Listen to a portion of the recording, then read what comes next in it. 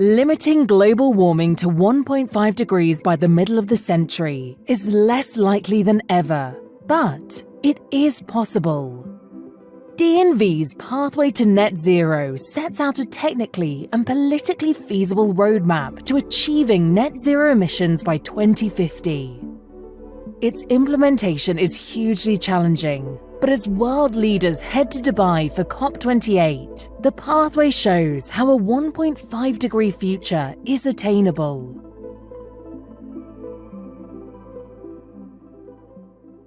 Hello and thank you for joining us today.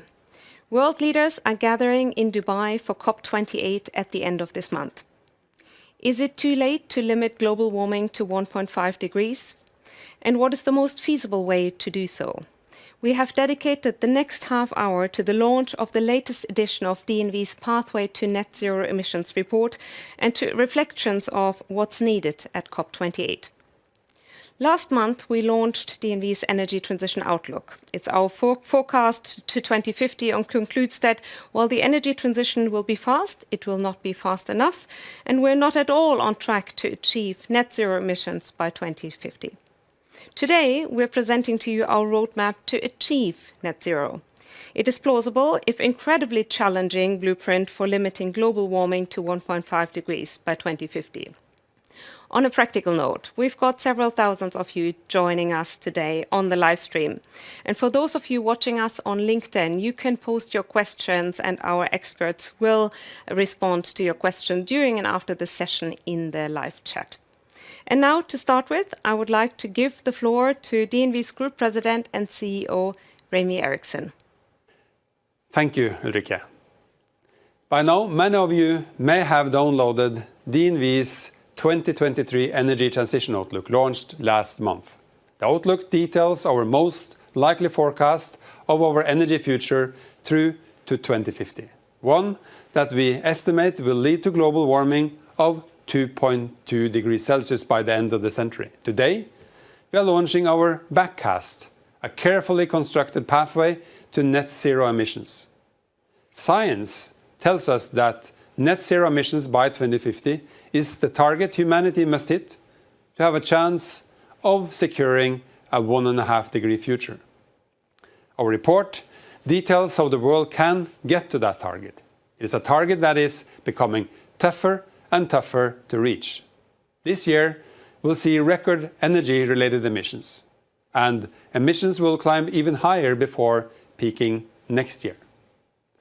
From that point, emissions must fall very fast for us to reach net zero in just 27 years. In fact, as you will see in Sverre Alvik's presentation, we don't think it is possible for the world to eliminate emissions until after 2050. There will have to be a large carbon capture and removal effort to deal with excess emissions beyond the carbon budget for 1.5 degrees of warming.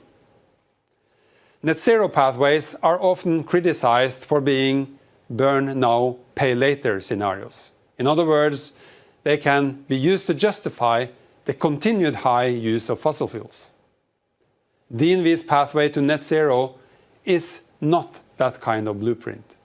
We show how most of the heavy lifting for decarbonization must be done by accelerating the build-out of renewable energy. It involves, for example, a tripling of electricity in final energy demand relative to today.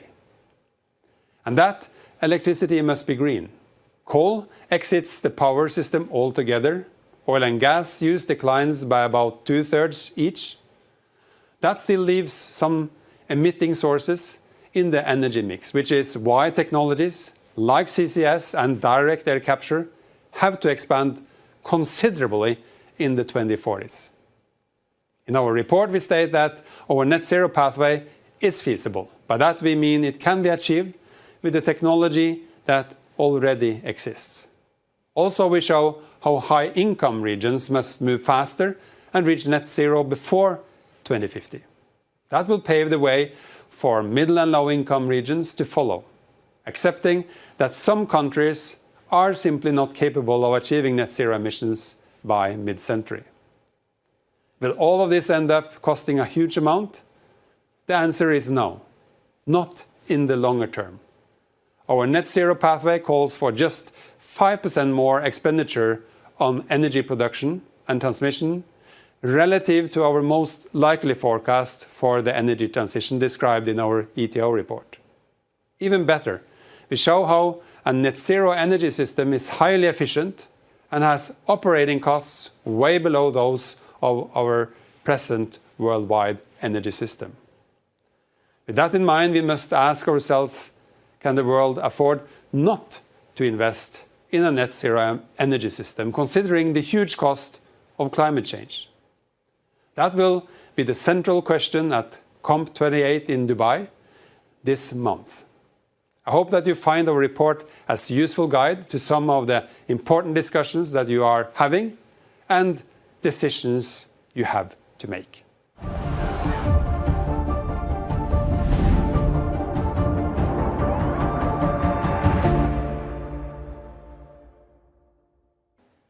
Thank you, Remy, for the introduction to the report. Coming up, I would like to introduce you to Ditlev Engel, CEO of DNV's Energy Systems business, and Sverre Alvik, Director of Energy Transition Outlook at DNV.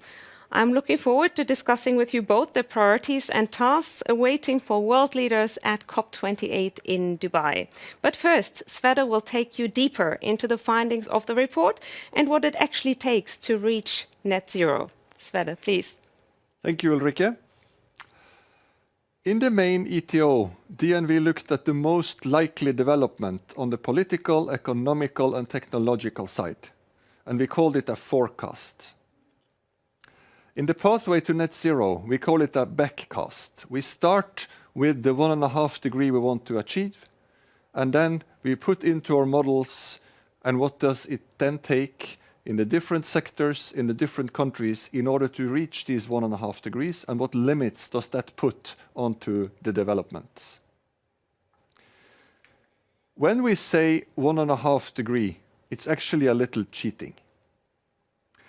Because to achieve 1.5 degree without overshoot is not possible. Overshoot means that there will be a period where we emit too much. Already this decade, we will empty the carbon budget for 1.5 degree. And in the period between 2030 and 2050, we will be emitting around 300 billion tons of CO2, which needs to be removed by negative carbon removal technologies or net negative emissions in the latter half of the century. It's actually not possible to reach 1.5 degree without overshoot, and we will then return to 1.5 degree in 2100. We will have a period in between with higher temperatures. The main lever in order to cut emissions is to cut fossil fuel use. And fossil fuel use needs to be cut with 75 to 80%, around 2/3 reduction in oil and gas, and 90% reduction in coal. Even then, it will be around 7 billion tons of CO2 left. On top of that, we have some process emissions, and they also emit CO2. And then we need to have carbon capture and carbon removal in order to remove around 9 billion tons of CO2. And CCS will both come from the normal type of CCS on energy industry, like power plants, and on process industry. It will come from carbon removal technologies, mainly bioenergy with CCS and direct air capture. And it will come from returning or reversing the deforestation into reforestation. And especially the negative emission technologies are very high risk. They are unproven, but there is no other choice. We have to, in order to reach the necessary 9 billion tons of removals, to also rely on these technologies. On the technology side, there are also many bright spots. And if we look at, for example, batteries or EVs and solar panels, they are following a trajectory very close to what we need to be on 1.5 degree, and we are optimistic for these to continue. But other areas, for example, hydrogen, for example, carbon capture and storage, are following a much slower development, and they really need to speed up if we are to reach net zero. It's the global world that needs to reach net zero in 2050. It's net zero. It's not gross zero. That means that there will be some remaining emissions and some that are below. And as it's not possible to get all the poorest countries to reach zero in 2050, some other countries and regions need to go further and faster.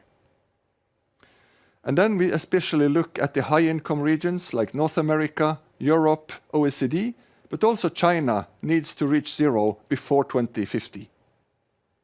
Basically, all countries need to go about 10 years early. If all countries follow their current pledges, we will reach about 1.8 degrees, and that's difficult in itself to reach all these pledges.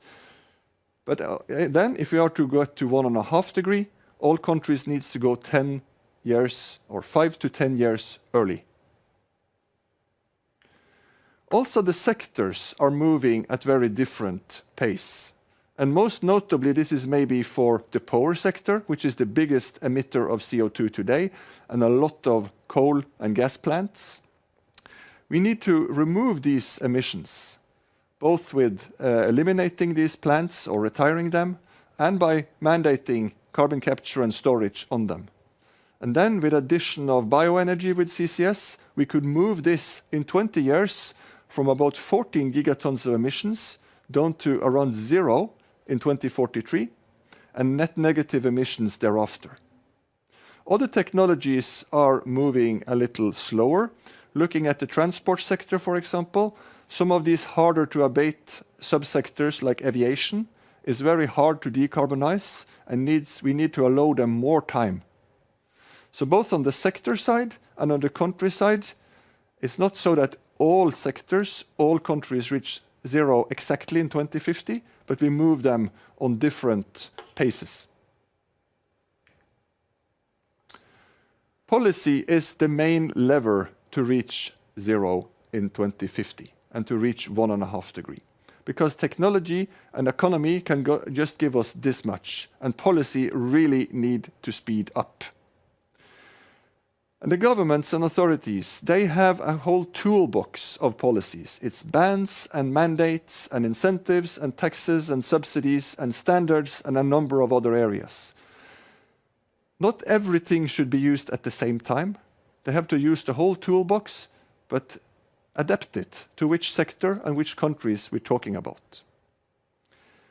In addition, we need high-income countries to finance developments in the lower income countries and to help de-risk investments in these countries. And mandates and bans are unavoidable in order to have the transition, including the behavioral shifts. And looking at how to reduce emissions from oil and gas, for example, we need to both mandate carbon capture, we need to ban some of these plants, and there is also no need for new oil and gas or coal developments in a 1.5 degree future.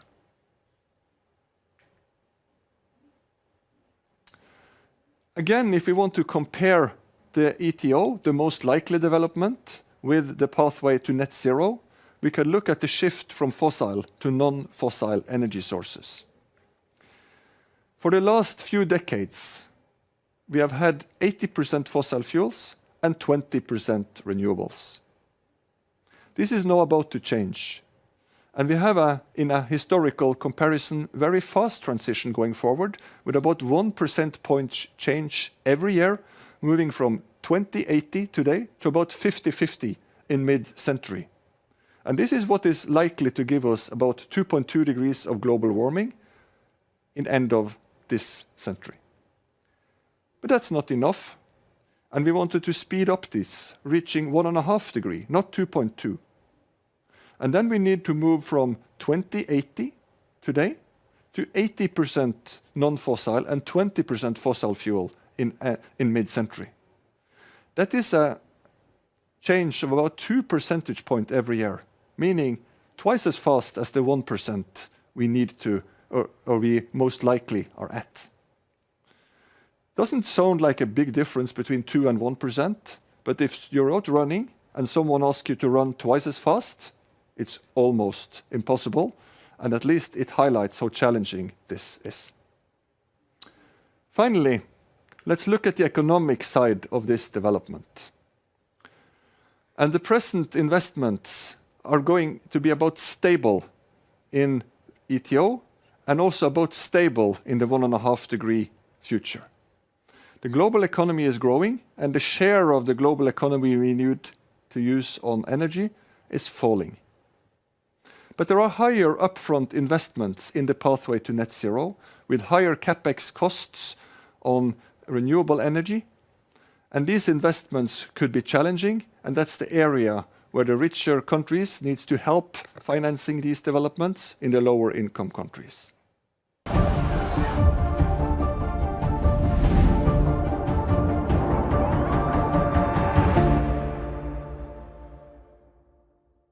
The worlds of policy and technology will come together in Dubai at the end of this month when leaders meet for COP28. How can this COP achieve what those before haven't and draw up a concrete plan to reach net zero by 2050? Sverre Alvik is still with us in the studio, and joining us from Denmark is Ditlev Engel, CEO of DNV's Energy Systems business. He also served as Denmark's Special Envoy for Climate and Energy and will be attending COP28 in person, and so will Remy Eriksson. I'll start with you, Ditlev. At the launch of the Energy Transition Outlook, we talked extensively about how governments are now prioritizing energy security. How does that impact the chances of coming up with a net zero framework? Thank you for the question, Ulrike. I think first and foremost, it only built to the current momentum. I think it's important to remember that in order to reach our aspiration from the Paris Agreement, we have to lower emission by 8% every single year. And when we were all sitting at home during COVID, we managed to do 6%, and we can only stop flying once. So we have to think about technology and the scaling of technology in a complete different way. And now when we are also adding energy security on top of that issue, I think we actually should build an even stronger momentum for making sure that we deploy new energy sources, and of course should be renewables in order to lower the emissions. So overall, it will make us more independent, and it will also be quite fast to scale, actually. Thank you. Sverre, when world leaders meet at COP, different countries will have different agendas. In the report, we talked about the need for countries to move in accordance to their means. But why is it necessary for the US and Europe to meet net zero before 2050, while other countries like India or countries in Africa can take more time? We are looking at what is the most plausible way to get there. And it is not possible for all the trucks in Africa to run on carbon neutral fuel by 2050. Countries have different starting points, different capabilities, different economies, and we allow that into our model by looking at those who have higher income, need to do more and move further and faster. And North America and Europe are the two regions with highest economy, highest innovative capability, and highest capability for transit. And also they have a starting point where they already are on a downwards trajectory on their emissions. So in order for the global net zero to be zero, we need to move some of the countries faster and allow some of them to move a little slower. So it is sufficient actually to have the US and Europe to move faster? No, we also ask the rest of the OECD countries, and we ask China to be net zero before 2050 in our model. Ditlev, just recently we launched the Energy Transition Outlook in North America, and both you and I have been involved in presenting the report to many of our North American customers. I think we were all impressed by the positive impact of the Inflation Reduction Act and what it has had on the energy transition already. In your opinion, what lessons can we learn from the IRA and from the actions that have been taken in the EU, where we are seeing more ambitious policy, and how can that be applied to the upcoming COP negotiations? Yeah, I fully agree with you, Ulrike. It's very exciting to see what's happening in the United States. And I think we need to remember that the challenges we have in front of us to deliver on the Paris Agreement is not technology related. It is an implementation challenge. So what we need to look at, how are we going to get policies in place and regulation in place so we can scale much, much faster? And what we have seen with the Inflation Reduction Act is over the last 12 months, then more than $240 billion have been committed to scaling various technologies in North America. So this is a very good example of how to move much forward faster together. And secondly, if you look into the EU, we are seeing something similar now with the new packages that are being put forward. So these are very good examples and inspiration. But again, we have to remember that all of us have to reduce the emission by 8% every single year. So we need to see some of these, I would say, breakthrough technologies. And the key word here is really implementation. And that is actually what we are getting from the Inflation Reduction Act. So hopefully those learnings can be taken into the negotiations in Dubai. Sverre, Absolutely. We've talked about policy, but what about technology? CCS, direct air capture, both play an important role in the pathway to net zero. Can you put in perspective how quickly those technologies can actually be scaled? Yes, I normally say that the carbon capture and storage is the technology where there is largest distance between the current pace and the needed pace. Because as we saw in the previous presentation here, we are not able to remove all emissions before 2050, and we need to capture and remove some of the remaining ones. And the CCS, which currently is just less than 100 million tons globally, need to multiple with about 40 times, up to 4 or 5 billion tons a year within 20 years. So it's an extremely fast development. And direct air capture, which today is capturing around 5,000 tons globally, will move that to well above 1 billion tons by 2050. So that is something like 200,000 times more than they are today. So it's extreme, this growth that we need from these two technologies. And it requires a lot of finances, because these technologies are not cheap today, and they need not only technology maturing, but also sufficient incentives, investments in order to scale.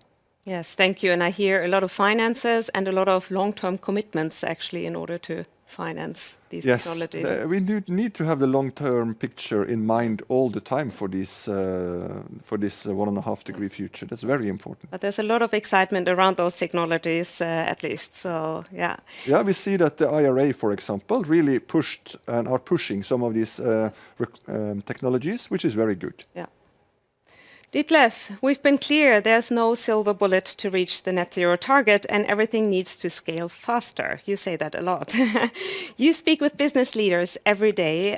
Are they able to scale their green energy technologies any quicker than they already are?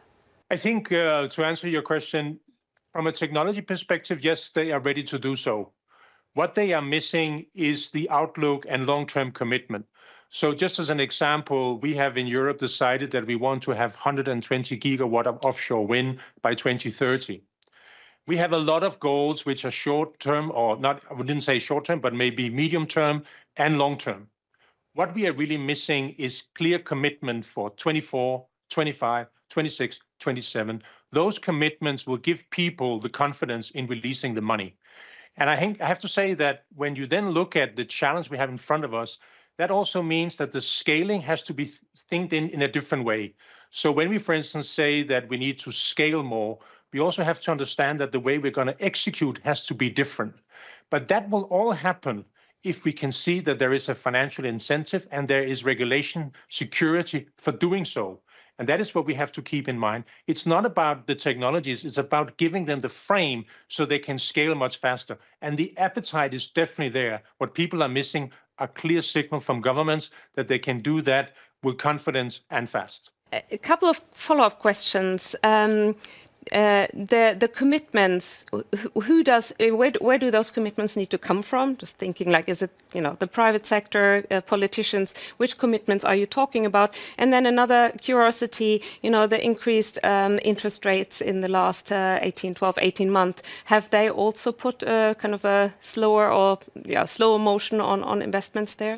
Well, I think as what we have shown also in our ETO report, that the outlook for wind and solar, for instance, is very robust. I think we're saying solar will scale 13 times, wind nighttime. And that, of course, also means that the way we should scale them has to be done in a different way than we have done so far. What we then also have to understand is that the supply chain that needs to follow has obviously also be able to do that. And the investment in the supply chain is not there today, neither in those technologies nor, for instance, in the build out of grid. But that is not a question of whether we have the technologies. That is that we are missing the implementation of the execution capabilities. So if you, for instance, said that we guarantee that next year we will in our country do 2 gigawatts of offshore wind every single year from now and the next, let's say, 20 years, and we confirm that we will do that, then it's not a problem to build out the supply chain, the capacity and the capabilities. But we have in the past seen so many start and stop, a lot of high hopes that have not materialized. And then obviously industry and finance get more hesitant. So even though the interest rate has gone up, I would say we can build that in and we can take that into account. But we also have to remember that with COVID and the war in Ukraine and so on, we have had some very tough short-term effects.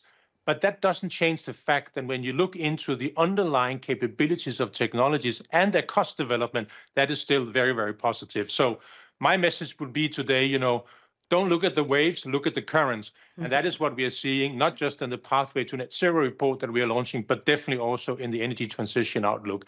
The outlook and the robustness of the economies of these technologies are really, really strong. Very positive feedback. Thank you. Sverre, you've laid out that it is technically and politically feasible to reach net zero, albeit very unlikely. But could the costs to reach net zero be a showstopper? Would it not be far too expensive to even try? We normally use the expression that the transition is affordable. And that also holds for a transition to 1.5 degrees. And of course, if you calculate in the damages and the climate adaptation costs, it will be much cheaper. But even without looking at that, if you look at the expenditures needed in a world that transits to a 1.5 degree future, they are lower than what they are today. We need to use less share of the global economy on energy, even in a 1.5 degree future. But yes, there are some upfront investments which are higher, because renewable energy, for example, typically have high capital costs and lower operating costs. So the upfront investments are higher, and that is hindering the transition, but it shouldn't block it, as the overall bill will be lower than what it is today. Thanks. I've got a final question for both of you. Do you carry any hopes for COP28 and for it being different to previous meetings? Ditlev? I think that there are maybe 2 or 3 drivers that I think we are going to take into account. The first one is that 2023 is going to be the hottest year on record ever, and that should in itself be a driver. The whole aspect of energy security is also, I think, new into the discussions around COP. And then we can add on it, actually, that the cost of the technologies that we can use are very, very promising. So it's all about, let's say, 3 things, and that is implementation, implementation, implementation. So I sincerely hope that people will have a different attitude going to COP28. And secondly, we also have to work on everybody's mindset. And the mindset has to be, and maybe we can get some inspiration from Walt Disney, who said, if you can dream it, you can do it. So if we can all dream it going to Dubai, we can do it. And as he said, it all started with a mouse. Thank you for that optimism. What about you, Sverre? Are you as optimistic? No, not as optimistic as Ditlev. I'm probably more, as a person, also more realistic oriented. But I do see some bright spots and hopes on this. And first, the global stock take itself, which is part of this, the follow-up and the round they have now for first time this year, is showing us very clearly that what is done is not enough. So I don't think it's questioned whether the actions are sufficient. So that's the first sort of fact, that everyone understands that what is done is not enough. And then there will be a question of who's doing more. And then we go into this, who's paying for the poorer countries in the world. So there will be a lot of debate around loss and damage, around this $100 billion on finance from high income to lower income countries and all that. And we see things are moving, although much slower than we hope. So I'm optimistic that we take a further step in the right direction. I'm not as optimistic that it's on the 1.5 degree trajectory, but every step is extremely important, and that's my sort of main motivation here. Thank you, Sverre, and thank you, Ditlev, and thank you to all of you who've joined us here online today. We hope that our newest report outlining the pathway to net zero emissions has provided you with facts and insights that you can use during your discussions at COP28 or around the event. If you would like to learn more, go to our website to download the report. You can also find the Energy Transition Outlook and the Maritime Forecast that we published in recent weeks. Thank you and goodbye for now.